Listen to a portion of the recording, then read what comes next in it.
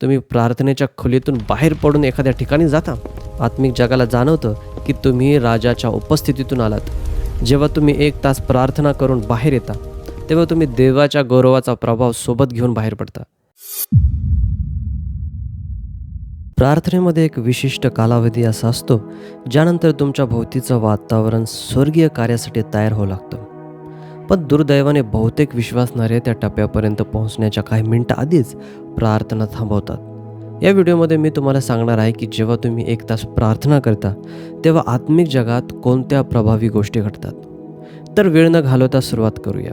आत्मिक जगात फक्त काही मिनिटं प्रार्थना करणाऱ्या ख्रिस्ती व्यक्तीमध्ये आणि देवाच्या उपस्थितीत जास्त वेळ थांबणाऱ्या ख्रिस्ती व्यक्तीमध्ये मोठा फरक असतो. खरं तर आकडेवारीनुसार सरासरी ख्रिस्ती व्यक्ती 5 मिनिटापेक्षाही कमी वेळ प्रार्थना करते आणि अनेक जण फक्त काही सेकंदच प्रार्थना करतात. कारण कालांतराने सैतानाने विश्वासणाऱ्यांच्या मनात ही कल्पना रुजवली आहे की प्रार्थना कंटाळवाणी असते. त्यामुळे अनेक ख्रिस्ती प्रार्थनेशी इतके चुकीच्या प्रकारे परिचित झाले आहेत की ते प्रार्थनेत जास्त वेळ टिकू शकत नाहीत. मत्तई 26:40 मध्ये येशूने प्रार्थनेच्या कालावधीबद्दल एक महत्त्वाची गोष्ट सांगितली. तो आपल्या शिष्यांकडे परत आला. ते झोपलेले आढळले आणि त्याने पेत्राला विचारलं, तुम्हाला माझ्याबरोबर 1 तास जागं राहता आले नाही का? हा प्रश्न बघा, हा प्रश्न साधा वाटू शकतो, पण येशू अशा एका सत्याकडे लक्ष वेधत होता जे अनेक ख्रिस्ती दुर्लक्ष करतात. येशूने नेमका 1 तासच का सांगितला? कारण काहींच्या समजुतीनुसार 1 तास हा शरीराच्या इच्छांवर नियंत्रण मिळवण्यासाठी आणि आत्म्याला पूर्णपणे देवाकडे केंद्रित करण्यासाठी महत्त्वाचा कालावधी मानला जातो. येशू असं म्हणत नव्हता की प्रत्येक विश्वासणाऱ्याने नेहमीच 1 तास प्रार्थना केली पाहिजे, पण तो हे शिकवत होता की प्रत्येक विश्वासणाऱ्यामध्ये किमान 1 तास देवाची उपस्थितीत टिकून राहण्याची क्षमता असावी. त्याने त्यांना विचारलं, तुम्ही माझ्याबरोबर 1 तास जागा राहू शकला नाहीत का? कारण प्रार्थना माणसाला आत्मिक अर्थाने जागा राहणारा पहारेकरी बनवते. मग जेव्हा तुम्ही 1 तास प्रार्थना करता, तेव्हा आत्मिक जगात नेमकं काय घडतं हे समजण्यासाठी आपल्याला प्रार्थनेची प्रगती समजून घ्यावी लागेल. काही लोकांचा विश्वास आहे की आत्मिक जीवनात प्रार्थनेत पुढे जाताना वेगवेगळे टप्पे असतात आणि त्या टप्प्यांतूनच पुढे गेल्यावर प्रार्थनेची खोली अधिक अनुभवता येते. पहिली गोष्ट म्हणजे शारीरिक स्वभावाच्या अडथळ्यावर विजय मिळवण्याची सुरुवात. प्रार्थनेच्या पहिल्या 15 ते 20 मिनिटात अनेकदा तुमचे युद्ध तुमच्या स्वतःच्या मनाशी असते. शरीराला खाज येऊ लागते, आळस येऊ लागतो, अचानक एखादा न पाठवलेला मेसेज आठवतो, भूक लागल्यासारखं वाटतं किंवा झोप येऊ लागते. हे योगायोगाने घडत नाही. अनेक विश्वासणाऱ्यांच्या अनुभवात ही शरीराची नैसर्गिक प्रतिक्रिया असते जी प्रार्थनेत लक्ष विचलित करू शकते. काही ख्रिस्ती याकडे शरीराच्या स्वभावाचा किंवा शत्रूकडून येणाऱ्या विचलनाचा भाग म्हणून पाहतात.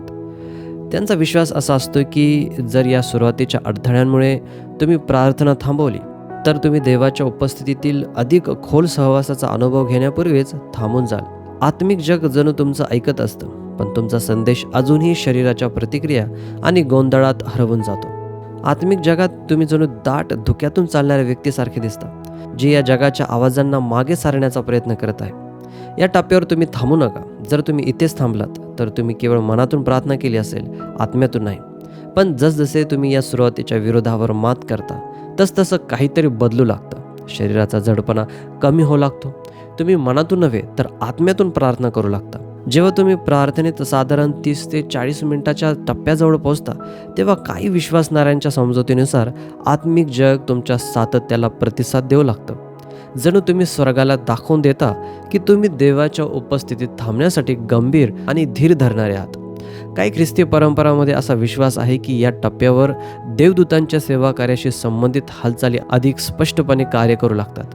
दानिएल अध्याय 10 मध्ये आपण पाहतो की दानिएलने समजून घेण्यासाठी मन लावल्याच्या पहिल्याच दिवसापासून त्याची प्रार्थना ऐकली गेली आणि एक देवदूत पाठवला गेला. मात्र त्या उत्तरासाठी आत्मिक संघर्षात सातत्य आवश्यक होतं.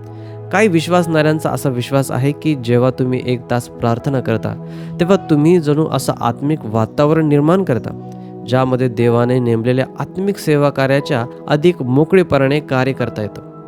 एका अर्थाने तुम्ही याकोबाने स्वप्न पाहिलेल्या शिडीसारखा एक मार्ग तयार करत असता. प्रार्थना म्हणजे केवळ देवाकडे काही मागणं नाही, ती स्वर्गाचं वातावरण पृथ्वीवर आणण्याचा अनुभव आहे. या टप्प्यावर तुमच्या भोवतीचं वातावरण बदलू लागतं. काही ख्रिस्ती असा विश्वास ठेवतात की तुमच्या घरावर किंवा मनावर असलेला अंधाराचा प्रभाव देवाच्या गौरवाच्या वाढत्या उपस्थितीमुळे मागे हटू लागतो. तुमच्या प्रार्थनेतून प्रकट होणारा प्रकाश इतका प्रभावी ठरतो की अंधाराला त्याच जागी टिकून राहणं कठीण होतं.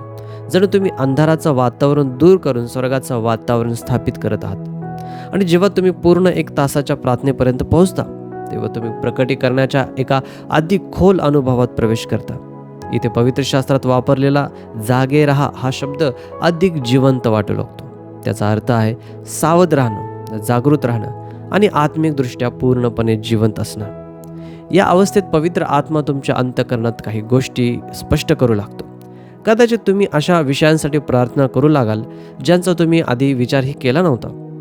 अनेक वर्षांपासून असलेल्या एखाद्या समस्येचं उत्तर किंवा उपाय अचानक मनात येऊ शकतो, कारण आता तुमचं मन जणू स्वर्गाच्या लहरींशी जुळू लागतं आणि जगाचा गोंगाट मागे पडू लागतो.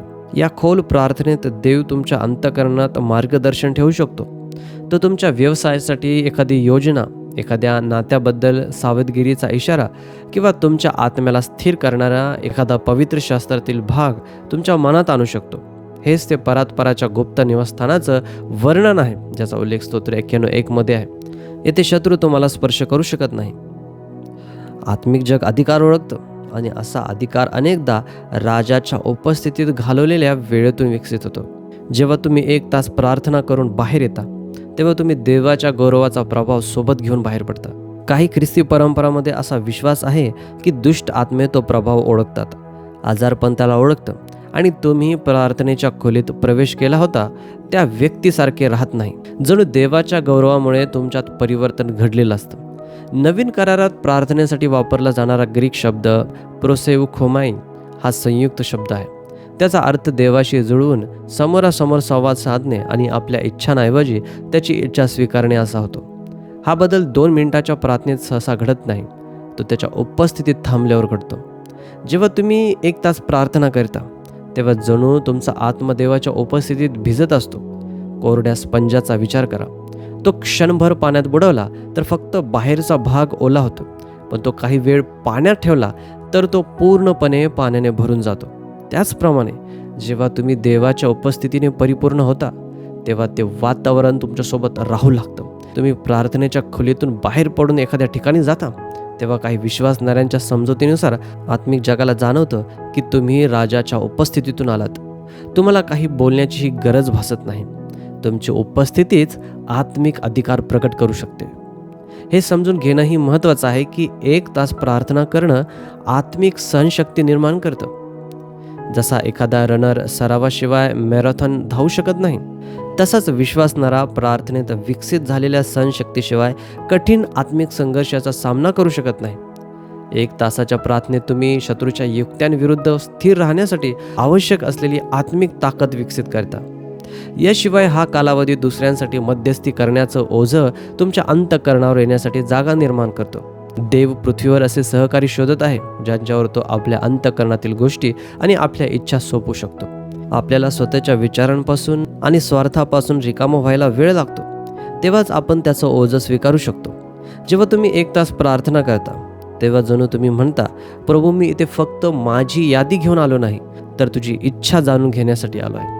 अशा वेळी तुम्ही देवाच्या इच्छेनुसार प्रार्थना करू लागता आणि पवित्र शास्त्र शिकवतं की जेव्हा आपण त्याच्या इच्छेनुसार मागतो तेव्हा तो आपला ऐकतो. त्यामुळे वेळेच्या शिस्तीला कमी लेखू नका.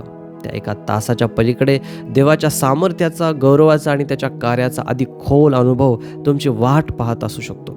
जर या व्हिडिओद्वारे तुम्ही आशीर्वादित झाला असाल तर या व्हिडिओला लाईक करा. कमेंट करून सांगा की तुम्ही 1 तास प्रार्थना करायला प्रोत्साहित झाला आहात की नाही. जर तुम्ही या चॅनलवर नवीन असाल तर अशा शिकवणींसाठी चॅनलला सबस्क्राईब करा. मला पूर्ण खात्री तुम्ही खूप आशीर्वादित व्हाल. प्रभू आपणा सर्वांना आशीर्वादित करो.